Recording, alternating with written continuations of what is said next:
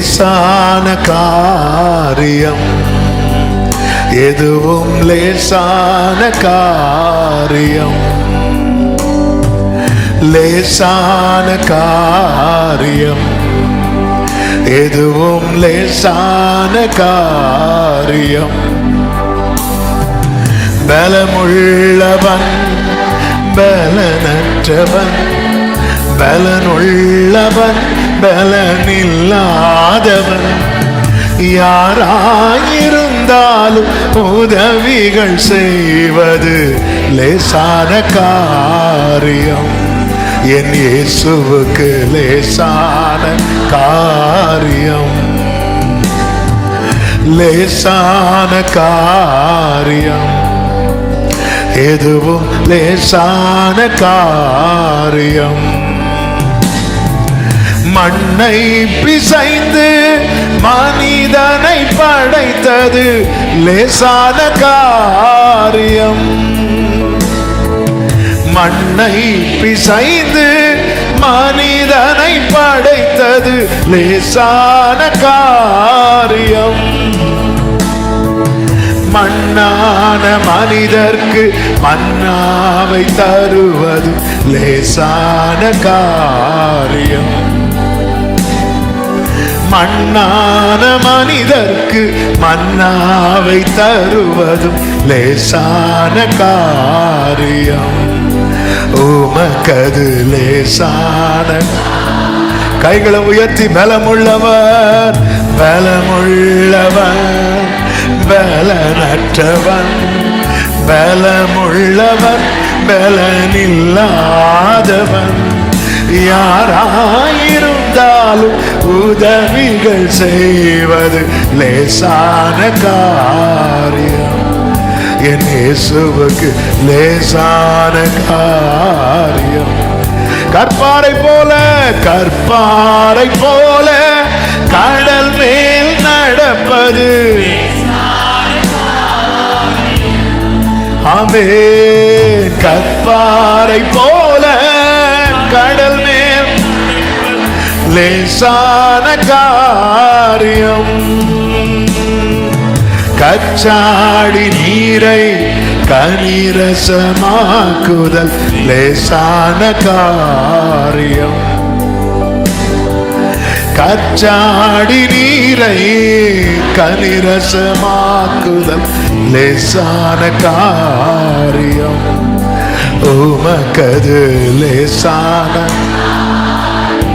ஓ பலமுள்ளவன் பலமுள்ளவன் பலனற்றவன், பலமுள்ளவன் பலனில்லாதவன், யாராயிருந்தாலும்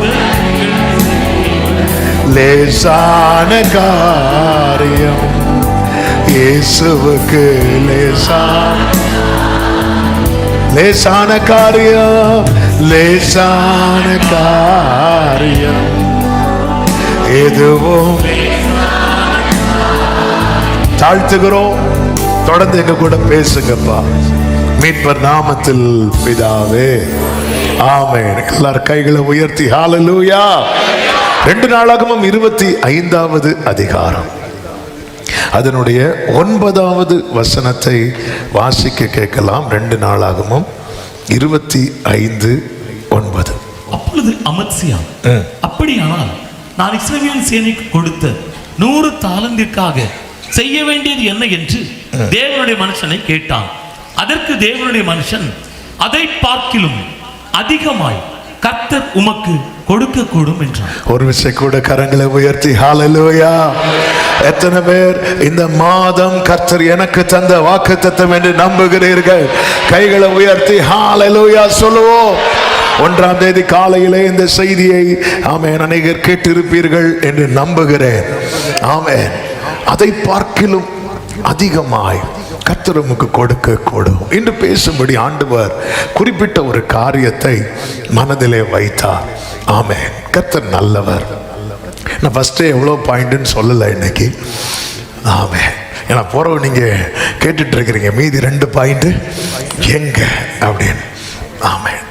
இதுல முக்கியமாய் ஒரு காரியத்தை ஒரு தேவப்புள்ள புரிந்து கொள்ள வேண்டும். இந்த சம்பவத்தை லைட்டை டச் பண்ணுறேன். இன்னைக்கு செய்தி இந்த சம்பவத்துக்குள்ள போகல, வார்த்தைக்குள்ள போக விரும்புகிறேன். அமத்சியா யூதாவின் மேல் ராஜாவாக வருகிறான். அவனுக்கு அப்பொழுது 25 வயது. அவன் ராஜாவாக வந்து என்ன செய்கிறான் என்றால், யூத ஜனங்களை வரவழைத்து அதில் யுத்தத்துக்கு எத்தனை பேர் பழக்கப்பட்டிருக்கிறார்கள், பராக்கிரமசாலிகளாக இருக்கிறார்கள் என்று பார்த்து, ஆமென், எல்லாம் இருந்து கர்த்தர் இல்லை என்றால் ஒரு நிமிடத்தில் பாழாகிவிடும். ஒரு சறுக்கல் வந்தால் போது மொத்தத்தில் முடிஞ்சிடும். அதனால தான் துன்மார்க்கர் எவ்வளவு செழிப்பாக வாழ்ந்தாலும் அவர்கள் ஒரு நிமிடத்தில் எவ்வளவு பாழாய், ஒரு சறுக்கல் போதும். எல்லாம் இருந்து கர்த்தர் இல்லை என்றால் தூக்கிவிட ஒரு ஆள் இல்லைன்னா ஒரு சறுக்கல் போதும். அதனால தான் பைபிளில் இருக்கிறது, ஒண்டியா இருப்பதை விட 2 பேர் ஒருமித்து இருப்பது நல்லது என்று சொல்லப்பட்டிருக்கிறது. ஆனால் அதே நேரத்தில் ஒருத்தன் வாழ்க்கையில் ஒண்ணுமே இல்லாம அவனோடு கர்த்தர் இருப்பார் என்றால் அவன் வாழ்க்கையில சாத்தியம் இல்லாதது எல்லாமே சாத்தியமாகும். ஆமென் சொல்லுங்க பார்க்கலாம். அமத்சியா என்ன பண்றான்? சின்ன வயசு, ராஜ்யபாரம் ஸ்திரப்படுகிறது. 3 லட்சம் பேர் இருக்கிறாங்க. இவன் என்ன நினைச்சான் அப்படின்னா, இந்த 3 லட்சம் வச்சு நாளைக்கு ஒரு யுத்தம்னு வந்துச்சுன்னா, பிரச்சனைன்னு வந்துச்சுன்னா, இவங்களை வச்சு ஒருவேளை சமாளிக்க முடியாம போயிட்டுன்னா, அதனால அவன் என்ன பண்றான்? 100 தாலந்து வெள்ளி எடுக்கிறான். 100 தாலந்து வெள்ளி எடுத்து அவன் 1 லட்சம் இஸ்ரவேல் புத்திரரை அந்த 100 தாலந்து வெள்ளிக்கு அவன் யுத்தத்துக்கு அவன் சேர்க்கிறான். இந்த காசு கொடுத்து ஆளை சேர்க்கறது மாதிரி. இதுக்கு இந்த 1 லட்சம் இஸ்ரவேல் புத்திரர் அவன் சேர்க்கிறதுக்கு அவன் கொடுத்த கிரயம் கொஞ்சம் கிடையாது, 100 தாலந்து வெள்ளி. அது ஒரு பெரிய தொகை வரும். அந்த காலத்தில், இன்னைக்கு தான் வெள்ளியை விட பொண்ணுக்கு விலை ரொம்ப ஜாஸ்தி. அந்த காலத்தில் எதுக்கு ரொம்ப ஜாஸ்தி தெரியுமா விலை? வெள்ளிக்கு. ஃபர்ஸ்ட் வேர்டே வெள்ளின்னு தான் வைப்பாங்க. வெள்ளியும் பொண்ணும் எங்களிடத்தில் இல்லை. வெள்ளிக்கு வந்து அவ்வளோ மதிப்பு இருந்துச்சு. சாலமோன் நாட்களையோ ஏதோ ஒரு நாட்கள் பைபிள் இருக்கும், பொண்ணு ஒரு பொருளாவே எண்ணப்படவில்லை என்று. அப்போ ஒரு காலத்தில் பொருளாவே எண்ணப்படாததெல்லாம் இன்னைக்கு ரொம்ப பெருசா இருக்கு. அது போலதான் ஆகாதுன்னு தள்ளின கல்லை எல்லாம் கர்த்தர் தலைக்கல்லாய் மாற்றுவார். ஆமா, ஒரு காலத்துல அவன் நாட்கள், அதாவது எல்லாம் ரொம்ப ஜாஸ்தியா இருக்குன்னா அது ஒரு பொருட்டாவே எண்ணப்படாது. எல்லாமே ஒரு இடத்துல ஒரு பொருள் ரொம்ப கிடைக்குது அப்படின்னா அந்த இடத்துல அதுக்கு பொருளுக்கு விலை என்ன ஆகும்? குறையும். ஒரு இடத்துல ஒரே ஒருத்தர் தான் ஆப்பிள் விற்கிறார், ஒரு ஊருக்கே ஒரு ஆள் தான் ஆப்பிள் விற்கிறார் அப்படின்னா ஆப்பிளுக்கு விலை என்ன ஆகும் தெரியுமா? கூடும். ஆனால் இங்கே ஒரு கடை, இங்கே ஒரு கடை, முன்னாடி ஒரு கடை, பின்னாடி ஒரு கடை. அவர் 100 ரூபானா இவர் 99 ரூபா, இவர் 99 ரூபானா அவர் 98 ரூபா. இப்படி கடைகள் கூட கூட கூட கூட விலையும் குறைஞ்சு கடைசியில் அவன் 100 ரூபா தந்து தயவு செய்து ஆப்பிள் வாங்கிட்டு போன்னு சொல்கிறேன். அப்படி சொல்ல மாட்டாங்க. ஏன்னா அந்த டிமாண்டு. ஆமென். அதாவது பொண்ணு மிகுதியா இருக்கிற இடத்துல பொண்ணுக்கு என்ன இருக்காது? மதிப்பு இருக்காது. இப்ப அந்த செய்தி அல்ல, அது சொன்னதுனால டச் பண்றேன். 100 தாலந்து வெள்ளியை கொடுத்து கூலிக்கு அமர்த்தினான் என்று சொல்லப்பட்டிருக்கிறது. அப்போ இதுக்கு ஒரு பெரிய கிரயம் கொடுத்துட்டு வரும்போது ஏன் இவன் இப்படி கிரயம் கொடுத்தான் அப்படின்னா, அவன் என்ன நினைச்சான் தெரியுமா? நம்ம கிட்ட இருக்கிறத வச்சு நமக்கு என்ன செய்ய முடியாது? ஜெயிக்க முடியாது. அப்போதான் கர்த்தர் சொல்லுகிறார், இங்க பாரு, ஆமென், ஒத்தாசை செய்யவும் விழ பண்ணவும் தேவனால் கூடும். உன்கிட்ட இருக்கிறத வச்சு நீ முடியாதுன்னு நினைக்காத. இன்னைக்கு கர்த்தர் நம்மோடு பேசுகிற காரியம் இதுதான். உனக்கு இருக்கும் கொஞ்சத்தை அற்பமாய் பாராதே. கைகளை உயர்த்தி ஒரு ஹல்லேலூயா சொல்லுங்க போதும். உனக்கு இருக்கும் கொஞ்சத்தை. நாம் பாடினோமே, பலமுள்ளவன் பலனற்றவன், பலமுள்ளவன் பலனில், யாராயிருந்தாலும் உதவிகள் செய்வது லேசான ஓ என் இயேசுவுக்கு. அப்பதான் வந்து சொல்றார், அந்த கூட்டம் வேண்டாம்பா, அந்த கூட்டம் உனக்கு வேண்டாம். உன் பார்வை எனக்கு புரியுது. இந்த 3 லட்சத்தை வச்சு சமாளிக்க முடியாத நீ பார்க்குற எக்ஸ்ட்ரா 1 லட்சம் பராக்கிரமசாலிங்க இருந்தாங்கன்னா நம்ம மேனேஜ் பண்ணலாம் நினைக்கிற. ஆண்டவர் சொல்றாரு, அந்த 3 லட்சம் இருந்தாலே போதும், இவங்க வேண்டாம், ஒத்தாசை செய்யவும் விழ பண்ணவும் தேவனால் கூடும், தேவனால் கூடும். ஆமென். அப்போ இவன் கேட்கிறான், அப்படின்னா நான் 100 தாலந்து வெள்ளியை கொடுத்தேனே, அதுக்கு என்ன பண்ண? அப்போதான் கர்த்தருடைய மனுஷன் சொல்றாரு, அதை பார்க்கிலும் அதிகமாய் கர்த்தர் உமக்கு கொடுக்க கூடும். இன்னைக்கு உள்ள ரேமா, இன்னைக்குள்ள வார்த்தை என்ன அப்படின்னா, உனக்கிட்ட இருக்கிற அந்த கொஞ்சத்தை நீ அற்பமா பார்க்காத. நீ அப்பமா பார்க்க ஆரம்பிச்சிட்டேன்னா நீ வேறு வழிகளை தேட ஆரம்பித்து விடுவாய். ஆமென். ஒன்றை புரிந்து கொள்ளுங்கள், தேவன் நமக்கு கொடுத்திருப்பது சிறியதாக தோன்றலாம், ஆனால் அதை அற்பமாய் பார்க்காமல் தேவனுடைய கையில் ஒப்பு கொடுத்தால் அவர் அதை மகிமையாக பயன்படுத்துவார். ஆமென். ஆசா யுத்தத்துக்கு போகும்போது அப்படிதான் போகிறான். ஆமென். ஆசாவுக்கு விரோதமாய் வருகிறவர்கள் அநேகராய் இருக்கிறார்கள். ஆசா கிட்ட இருக்கிறத கம்பேர் பண்ணி பார்க்கும்போது சத்ரு பலத்தவனாய் இருக்கிறான். அப்பொழுதுதான் ஆசா ஜெபிக்கிறான். என்ன சொல்லுகிறான்? ஆண்டவரே, பலம் உள்ளவனுக்காகிலும் பலன் இல்லாதவனுக்காகிலும் உதவி செய்யறது உமக்கு லேசான காரியம். ஆண்டவரே, இன்னைக்கு என் கையில என்ன கொடுத்திருக்கிறீரோ என் வாழ்வுக்கு இதை நீங்க பிளஸ் பண்ணி தருவது உமக்கு லேசான காரியம். ஆமென். ஒன்றை புரிந்து கொள்ளுங்கள், ஆண்டவர் உங்ககிட்ட ஒரு காரியத்தை தந்து உன்னை ஃபேஸ் பண்ண வைக்கிறார் அப்படின்னா, உன்னை ஃபேஸ் பண்ண வைக்கிறார், அது ஃபேஸ் பண்ண வேண்டி, அது ஃபேஸ் பண்றதுக்கு இது தாராளம் போதும், போதும். அதுதான் ஆண்டவர் இங்க சொல்ற, ஒத்தாசை பண்ணவும். 4 லட்சம் இல்ல, அவன் 40 லட்சம் பேர் உன்னை சுத்தி இருக்கிறாங்கன்னு வச்சுக்கோய. ஆமே, உனக்கு நான் ஒத்தாசை பண்ணலன்னா நீ நிக்க முடியும்னு உனக்கு கேரண்டி இருக்கா? இல்ல. ஹalleluya. இன்னைக்கு 2 விதத்துல நம்ம பார்க்க போறோம். நான் சொல்லிடுறேன், அவன் 2 மெயின் பாயிண்ட்ல 3 நபர்களை பார்க்க போறோம். ஆமே. ஒன்று, தனக்கு கொடுத்ததை அற்பமாய் பார்த்தவர்கள். இன்னொன்று, தனக்கு கொடுக்கப்பட்டதை அற்பமாய் பார்க்காதவர்கள். இந்த 6 நபர்களும் யார் அப்படின்னா, அவன் தேவ பிள்ளைகள் தான். அவன் அற்பமாய் பார்த்தவர்கள், அற்பமாய் பார்க்காதவர்கள். இன்னைக்கு கர்த்தர் தருகிற வார்த்தை, இன்னைக்கு உனக்கு என்ன கொடுக்கப்பட்டிருக்கு அதை நீ அற்பமா பார்க்காத. அல்லேலூயா. அற்பமா பார்க்காத. செருபாபேலின் கையில் இருக்கிற தூக்கு நூலை அவர் எப்படி பார்க்கிறாரா?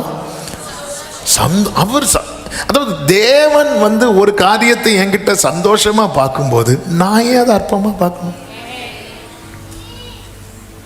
அது அவங்க என்ன ஒரு மாதிரி பார்த்தாங்க, அவங்க கண்ணே அப்படிதான். பல காரியம் நமக்கு புரியாது, கிட்ட போய் பார்த்தாதான் ஓ ஆளு தூக்கமா. சில கிருபை வெட்டவங்க இப்படி இருப்பாங்க.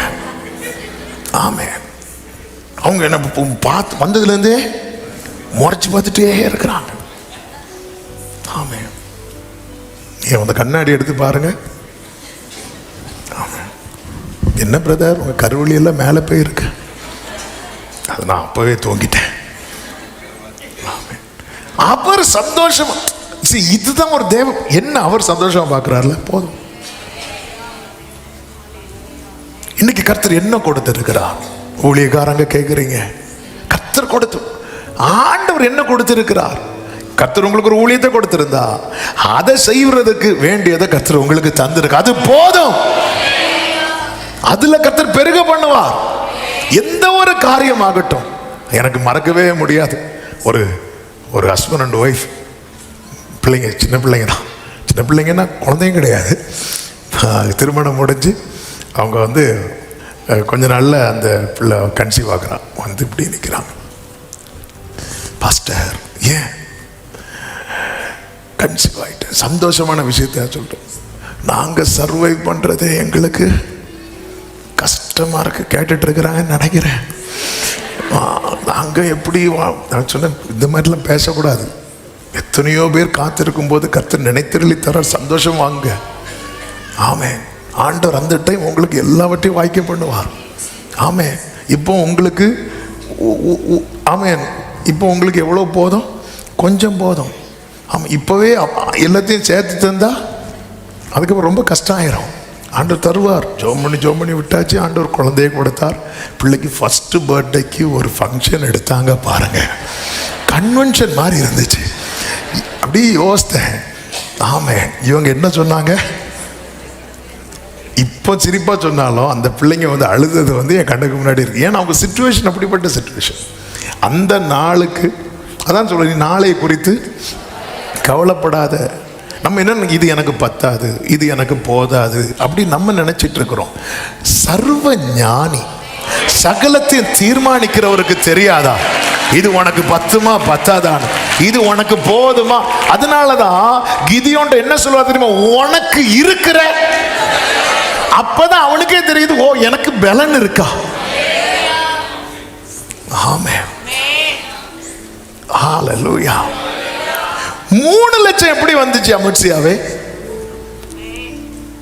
3 லட்சம் எப்படி வந்துச்சு? 3 லட்சத்தை கொடுத்தவருக்கு 4 லட்சம் கொடுக்க தெரியாதா? 3 பெருசா 1 பெருசா? சில எண்ணி பார்க்குறாங்க.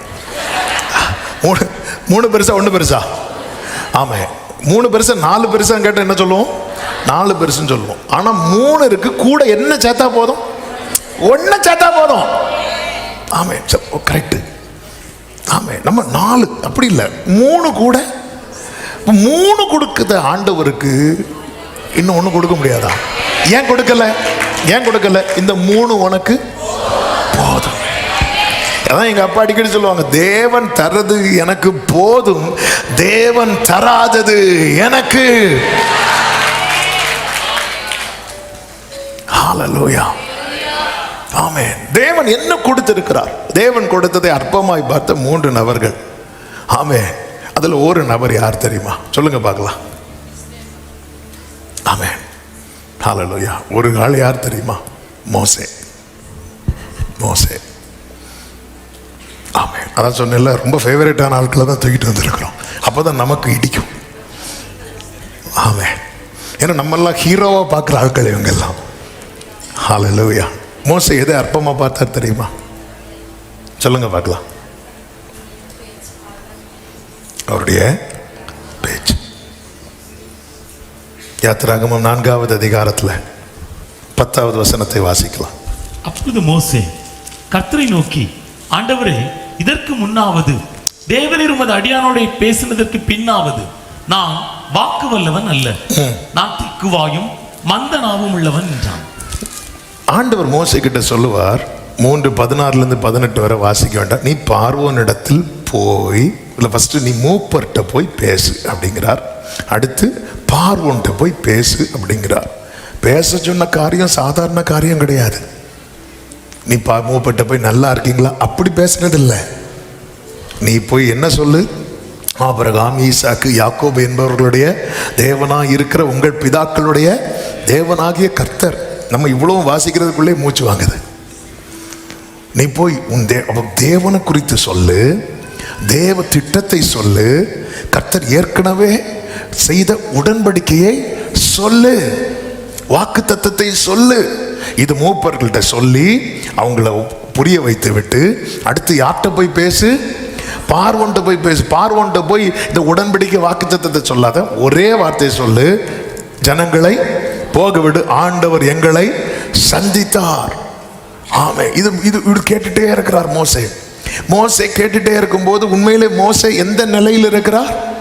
மந்த நாவு. மந்த நாவுன்னா தெளிவா பேசாதவர். ஆமே, அல்லது திக்கி திக்கி பேச, கொஞ்சம் கஷ்டப்பட்டு பேசுறவர், தெளிவா பேசாதவர். ஆமே, மூப்பர்கள்ட்ட பேசணும், அடுத்து பார்வோன்ட்ட பேசணும். ரெண்டும் டேஞ்சர் டீம் ஆகும். ஆமாம், இவங்கள்ட்ட போனால் இவ்வளோ நாள் எங்கே இருந்தான், இப்போ வந்துட்டான், யாருன்னே தெரியல. மோசைக்கும் புரியல. நான் 40 வயசுல மோசை எப்படி இருந்தா தெரியுமா? வாக்கிலும் செய்கையிலும் வல்லவனா இருந்தான். அன்னைக்கு ஏதாவது மூவ் பண்ணி ஏதாவது பேசலன்னா கர்த்தர் உங்ககிட்ட என்ன சொன்னார் தெரியுமா? சொல்லுங்க பாஸ்டர் கேட்கிறேன். அன்னைக்கு சொல்றது வேற, இன்னைக்கு வந்து சொல்ல முடியாது. இன்னைக்கு கையில ஒரு கோலை வச்சுட்டு தான் சொல்லணும். கேட்பானா கேட்க மாட்டானானே தெரியாது. 40 வயசு மோசே அப்படி கிடையாது. கேவா, கர்த்தருடைய வார்த்தையை கேட்கறியா? சொல்லு மடியேன், கேட்கிறேன். ஆமே, அன்னைக்கு அப்படி கிடையாது. வாக்கில் வல்லவன், பேச்சு சாமர்த்தியம் உள்ளவன். இப்போ மோசைக்கு ஒண்ணுமே புரியல. மோசை இப்படி இருந்துட்டு இருக்கிறான்.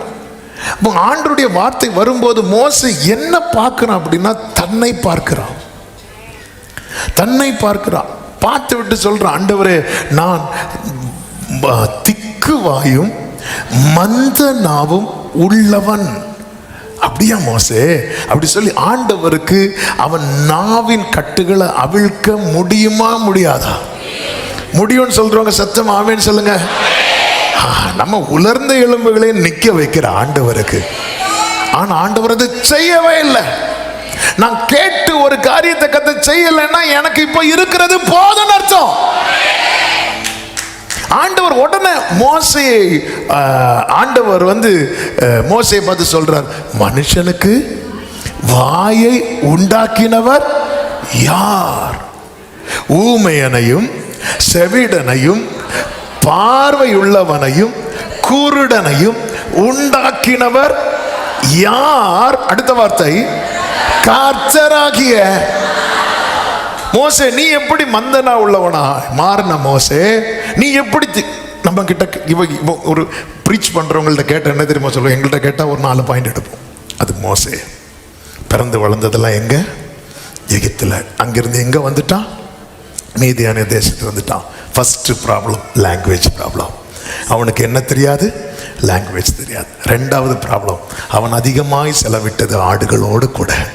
ஆடுகளுக்கு மே மாசம் மட்டும்தான் தெரியும், வேற ஒண்ணுமே தெரியாது. அதுகிட்ட போய் என்ன பேசணும் இப்படி 7-8 பாயிண்ட் நம்ம சொல்லி சமாளிச்சிருவோம். ஆனா ஆண்டவர் சொல்றார், இதை உண்டாக்கினது யார்? இதை உண்டாக்கினது யார்? கர்த்தராகிய நான் அல்லவோ? நான் தானே. மோசே நீ இப்படி பார்த்துட்டேன்னா இந்த குறை உனக்கு என்னதான் தெரியாது தெரியுமா? கரெக்டா சொன்னீங்க. குறையா தெரியாது. அதாவது ஆண்டவருடைய விசேஷம் என்ன தெரியுமா? ஆதியாகமம் 1 கடைசி. ஆதியாகமம் 1 கடைசி. அப்பொழுது தேவன் தாம் உண்டாக்கின எல்லாவற்றையும் பார்த்தார். அதனால ஆண்டவர் பார்க்காம செய்ய மாட்டார். ஒரு ஆமீன் சொல்லுங்க. ஆண்டவர் எல்லாருக்கும் நல்லது செஞ்சீங்க, எனக்கு மட்டும் எங்கேயோ யார்கிட்டயோ பேசிட்டு இருக்கும்போது என் ஃபியூச்சர் எப்படி எழுதுனீங்க ஆண்டவர், அதனால எல்லாம் தலைகீழா போகுது, அப்படி கிடையாது. தாம் உண்டாக்கின எல்லாவற்றையும் பார்த்தார். அடுத்த வார்த்தை, அது மிகவும் நன்றாக இருந்தது. கைகளை தட்டி ஆண்டவருக்கு மகிமை செலுத்துவோம். அப்போ காதை உண்டாக்கினார், பார்வையை ஒருத்தனுக்கு பார்வையை கொடுக்கிறார், ஒருத்தனுக்கு பார்வையை கொடுக்கல அப்படின்னா அவன் ட்ராக்கு இது எனஃப். ஹல்லேலூயா. இங்க மோசையால அதாவது ஆண்டவர் இல்ல, ஆண்டவர் வேற யாரையாவது கர்த்தராகிய நான் அல்லவா? இப்ப உன்னை இப்படி வச்சிருக்கிறது நான் தானே சொல்லிவிட்டு அடுத்து சொல்றாரு, நீ போ, நான் உன் வாயோடே இருந்து நீ பேச வேண்டியதை உனக்கு போதிப்பேன். மோசே உனக்கு இது கூட உனக்கு பிளஸ்ஸா தான் மாறும் மோசே அப்படிங்கிறார். பிளஸ்ஸா தான் மாறும். இந்த மோசைக்கு ஒரு ஒரு மோசையின் மாம்ச சுபாவத்தில் ஒரு காரியம் உண்டு, என்ன தெரியுமா? தப்புன்னு அவசரப்பட்டுருவாரு. இது 40 வயசுலயும் பண்ணாரு, 80லயும் பண்ணாரு. கண்மலையை பார்த்து என்ன சொல்லுவார்? பேசும்பார். இவர் என்ன பண்ணுவார் தெரியுமா? அடிச்சிடுவார். அதாவது இதுதான் சில சுபாவங்கள் இருக்கு தெரியுமா? ஆமென், ஹல்லேலூயா. என்னென்ன தெரியாது. ஆமா, இவங்க இப்படிதான் எனக்கு தெரியும். என்னது பேசிட்டு இருந்தீங்க? இல்லை நீங்க எல்லாம் அவரை கை காட்டினீங்க, நானும் என் பங்குக்கு 2 வார்த்தை சொல்லிட்டு போயிட்டு. அப்படி கேரக்டர் உள்ள சிலர் உண்டு. எதுனே தெரியாது, பார்த்ததும் அடிச்சிருது. சில ஆண்டவருக்கு தெரியும் இது மோசைக்கு இது பிளஸ்ஸா தான் மாறப்போகுது. இனி ஏன் ஆண்டவரே மோசே உன்னுடைய நாவு திக்கோ மந்த நாவு, நீ போய் பேச பேச அங்க என்ன நடக்க போகுது தெரியுமா? உன்னுடைய வேர்ட் பை ஒவ்வொரு வேர்டுக்கான கிரியைகள் வானத்திலும் பூமியில நடக்க போகுது.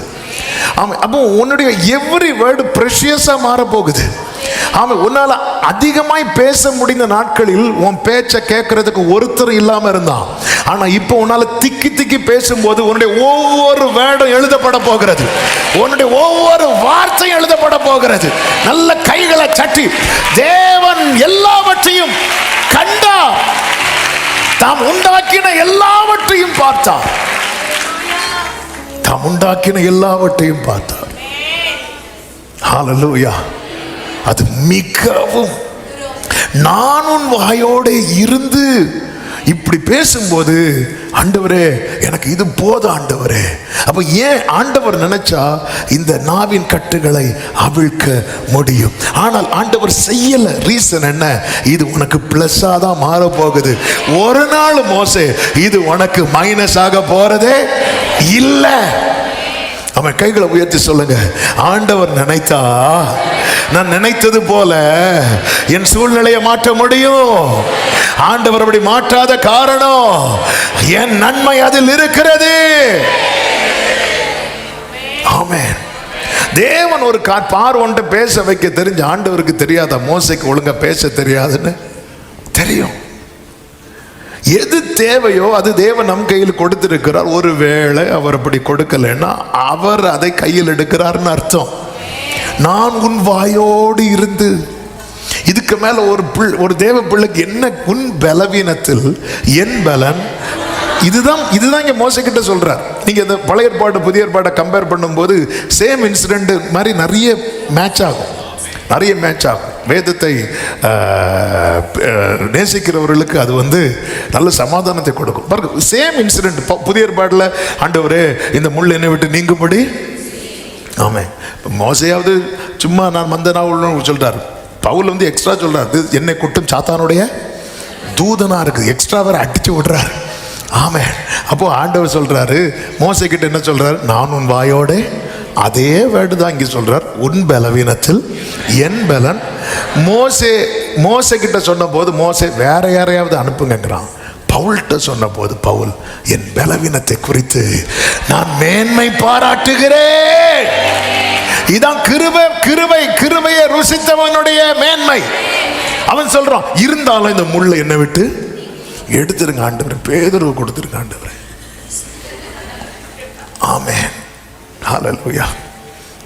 சின்ன பிள்ளைங்களை பார்த்துருங்களா, கையில் ஏதாவது இங்கே ஏதாவது ஆயிட்டுன்னு வைங்களேன் பக்கத்தில், அதுதான் வளர்ந்தா போகிறோம். ஆண்டவரே அவங்களும் நல்லா தானே இருக்கிறாங்க. துன்மார்க்கருடைய வாழ்க்கையை பார்க்கும்போது எனக்கு அவங்க மேலே, அதுன்னு அர்த்தம் என்ன? அவனுக்கும் ஃபீவர் வரணும். ஆமென். நான் மட்டும் இழுத்துட்டு இருக்கிறேன், அவன் மட்டும் இழுச்சிட்டு இருக்கிறான். நல்லா இருக்காது ஆண்டவரே. ஆமென். பவுல் சொல்றாரு சேம் மோசே இல்லாத அந்த மேன்மை அக்செப்ட் பண்ண முடியல மோசே. அதனால சொல்றாரு வேற யாரையாவது இவ்வளவு சொன்னதுக்கு அப்புறம் பவுல் அந்த 3 தடவை தான் கேட்கிறார். பவுல் ஆண்டவர் சொல்றாரு, உன் பலவீனத்துல என் பலன் பூரணமாய் விளங்கும். என் கிரேஸ் இருக்குப்பா. ஓ, அப்போ இது எனக்கு நீங்க தந்த, அப்போ இதுல எனக்கு கிரேஸ் இருக்கா? அப்போ நான் கிரேஸ்ல பாஸ் ஆக போறேனா? கிரேஸ்ல நீ ஃபெயிலே ஆக மாட்டே, நீ பாஸ் தான் ஆவ. உடனே பவுல் சொல்ற, ஓ, என் பலவீனத்தை குறித்து நான் என்ன பாராட்டுகிறேன்? மேன்மை பாராட்டுகிறேன். இந்த வெளிச்சம் வந்ததுனால தான் பிலிப்பியர்கள் எழுதும்போது சொல்றார், என்னை பலப்படுத்துகிற கிறிஸ்துவினாலே எல்லாவற்றையும் செய்ய எனக்கு. மோசையால இதை புரிந்து கொள்ள முடியல, நம்மளால புரிந்து கொள்ள முடியவில்லை. நாம் இன்னும் அதே பழைய ஏற்பாட்டில் தான் நின்றுட்டு இருக்கிறோம். ஆண்டவர் நினைச்சா மாற்ற முடியும் இந்த பலவீனத்தை. ஆண்டவர் நினைச்சா நொண்டி நடக்கிற யாக்கோபை மான்கால்களை போல மாற்றி என்ன செய்ய வைக்க முடியும்? ஓட வைக்க முடியும். ஆனா யாக்கோபே, உன் ஓட்டத்தை வெற்றியா முடிக்க இது போதும்னா போதும். ஆமென் சொல்லுங்க பார்க்கலாம். இது ஆண்டவர், ஓகே, இதுதான் எனக்கு நன்மையா? இது போதும். அது ஏன் நீ அற்பமா பார்க்கிற? ஆண்டவரையும் கோபப்படுத்துறோம். பைபிள் சொல்லுகிறது ஆண்டவருக்கு கோபம் வந்துச்சு. அப்படி 14வது வசனம் 4:14. அப்பொழுது கர்த்தர் மோசேயின் மேல் கோபம் உண்டவராகி, லேவியனான ஆரோன் உன் சகோதரன், அப்ப கூட அவன் வாயை தொடல பாருங்க. ஆமென். அப்ப கூட ஆண்டவர் கோபத்திலேயாவது ஒரு 2 அற்புதம் செஞ்சுட்டு போயிருங்க ஆண்டவரே அப்படின்னு பார்த்தா அதுல அவருக்கு ஆனாலும் தொடலை. ஆமென். ஆண்டவர் கோபம் வந்து சிலர் கோபம் வந்து சிலருக்கு ரோஷம் வந்து என்னெல்லாமோ செஞ்சுட்டு போயிடுவாங்க. சரி, இவருக்கு கோபம் வந்து என்ன வேணும்ப்பா, போய் பேசிப்போ, வாயே அடைக்காம பேசுவாயாக. அதனால் எங்கள் அப்பா இருக்கும்போது எங்கள் அப்பா கிட்ட ஒரு சிஸ்டர் வந்தாங்க. வந்து எங்கள் அப்பா அவங்க ஜுப்பா பாக்கெட்டில் ப்ரேயர் ஆயில் வச்சுருப்பாங்க. பாஸ்டர், ஒரு 2 ப்ரேயர் ஆயில் மட்டும் ஜெபம் பண்ணி கொடுங்க பாஸ்டர். எதுக்கு? என் பையன் சாப்பிடவே மாட்டேங்கிறான் பாஸ்டர், நீங்கள் ஜெபம் பண்ணி கொடுங்க. நான் ஜெபம் பண்ணி அந்த எண்ணெயை எங்கே போட போகிறேன்? வயிற்றில் போட போகிறேன். எங்கள் அப்பா ஜெபம் பண்ணி கொடுத்தாங்க. 2 மாதம் கழித்து வந்தாங்க. பாஸ்டர்கிட்ட அடுத்து என்ன வாங்கணுங்க? ஓவராக தின்னுட்டே இருக்கான் பாஸ்டர். அதனால் பாஸ்டர்கிட்ட அடுத்த எண்ணெயை வாங்கி திருப்பி தடவணும். நான் ரொம்ப போட்டேன்னு நினைக்கிறேன். என்ன கொடுத்தாலும் இப்போ சாப்பிட்டுட்டே இருக்கிறான். ஆண்டவர் ரோஷத்தில் நீ வாயை மூடாம பேசிக்கொண்டே இருப்பாய் அப்படி சொல்லியிருக்கலாம்ல. ஆனாலும் அவர் வாயை தொடலை, ஆரோனை கொண்டு வரார்.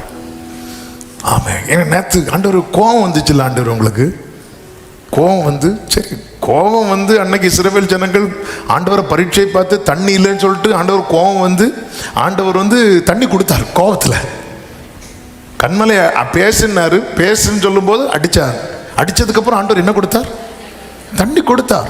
கோபத்திலையும் அவர் அற்புதம் தான் செய்கிறார். ஆனால் மோச விஷயத்தில் செய்ய மாட்டேங்கிறார். கோபம் வந்தாலும் கோபம் வந்து ஆரோன் இருக்கிறான் அல்லவா, அவன் நன்றாய் பேசுகிறவன் என்று அறிவேன். ஆண்டவரே, இது உங்களுக்கே நல்லா இருக்கா? அவன் உன்னை சந்திக்க புறப்பட்டு வருவான்.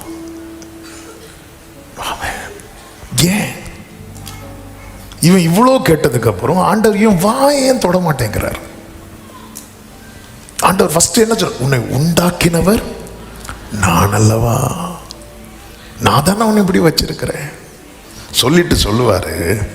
யாத்திராகமம் 4வது அதிகாரம் 15வது வசனத்துல, நீ அவனோடே பேசி அவன் வாயில் வார்த்தைகளை போடு. அடுத்த வார்த்தை, நான் உன் வாயிலும் அவன் வாயிலும் இருந்து நீங்கள் செய்ய வேண்டியது இன்னதென்று உங்களுக்கு உணர்த்து. யாத்திராகமம் 7:1-2. கர்த்தர் மோசேயை நோக்கி, பார், உன்னை நான் பார்வோனுக்கு தேவனாக்கினேன், உன் சகோதரனாகிய ஆரோன் உன் தீர்க்கதரிசியாயிருப்பான், நான் உனக்கு கட்டளையிடும் யாவையும் நீ சொல்ல வேண்டும். பார்வோன் இஸ்ரவேல் புத்திரரை தன் தேசத்திலிருந்து அனுப்பிவிடும்படி உன் சகோதரனாகிய ஆரோன் அவனிடத்தில் பேச வேண்டும். அந்த லிங்க பாருங்க. இப்ப ஆண்டவர் மோசே, ஆரோன், பார்வோன். ஆமென். இப்ப ஆண்டவர் யார்கிட்ட தான் பேசுவார்? மோசேட்ட தான் பேசுவார். மோசே என்ன செஞ்சுதான் ஆகணும்? பேசி. மந்த நாவ திக்குவாய வச்சுட்டு என்னால பேச முடியாது நீ சொல்லக்கூடாது மோசே, உன்னை நான் ஜெனிப்பித்ததின் நோக்கம் நிறைவேறணும். இங்க இந்த வேட கவனிங்க. இந்த வார்த்தை ஆண்டவர் தரும்போது சொன்ன வார்த்தை ஒன்னே ஒண்ணுதான். கர்த்தர் மோசையோடும் பேசி மோசையை கொண்டு ஆரோனோடு பேசி ஆரோனை கொண்டு பார்வோனோடு பேசுறாங்க. எதுக்கு ஆண்டவரே? மோசையை ஒதுக்கிட்டு டைரக்டா நீங்க ஆரோன்ட்ட டீல் பண்ணலாம்ல. இல்ல, மோசைக்கு புரியணும் அவன் வாழ்க்கையில நான் தப்பு பண்ணல, மோசைக்கு நான் தப்பு பண்ணல, மோசே விஷயத்துல நான் தவறு செய்யவில்லை என்பதை அவன் அறிந்து கொள்ள வேண்டும். இந்த காலை வேளையில் என கேட்கிற அன்பு சகோதரா சகோதரி, உன் வாழ்க்கையில சில குறைகள் நிமித்தம் நீ உன்னை அற்பமாய் பார்க்கிறாய் அல்லவா? இன்னைக்கு கர்த்தர் தருகிற வார்த்தையை கேளு.